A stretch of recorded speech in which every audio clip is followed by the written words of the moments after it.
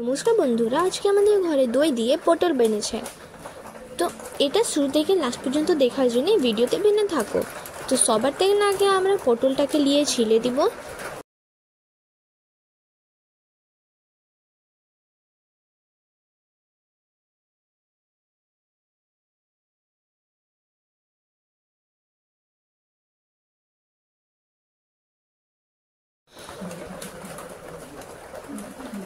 তো এবারে হিটারেতে আমরা কড়াই বসিয়ে দিব।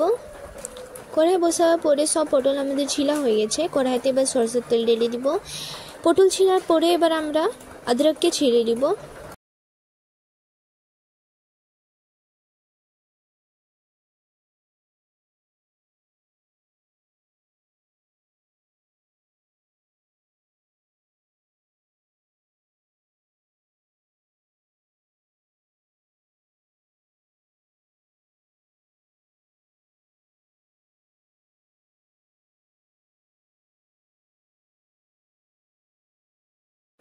এবারে এটাকে আদরকে আমরা জলেতে ধুয়ে দিব। এবারে এটাকে আধা কেটে কেটে করে মিক্সারে ঢেলে দিব।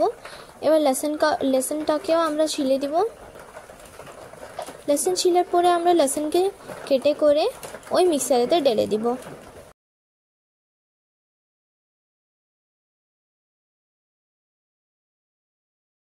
লসুন ডালার পরে মিক্সারেতে এবার আমরা পেঁয়াজকে ছিলে নিব अच्छे से। পেঁয়াজ ছিলার পরে এবার কেটে নিব এটাকে।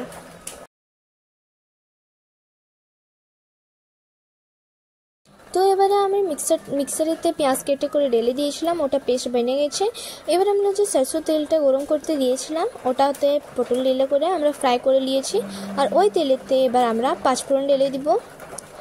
পাঁচফোড়ন ডালার পরে এবারে যে আমাদের পেস্টটা ছিল ওটা ঢেলে দিব। এবার এটার মধ্যে মশলা ডালবো।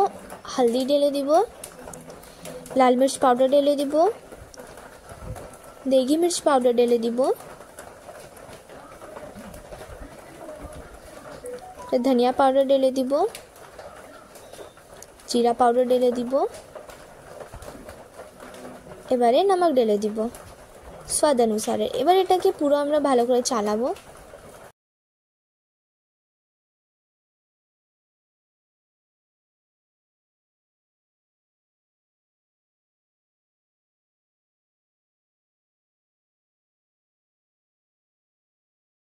আর যে एक कटोरा দই যা আমরা রেখেছিলাম ওটাকে এবার ঢেলে দিব এটার মধ্যে, মশলার মধ্যে।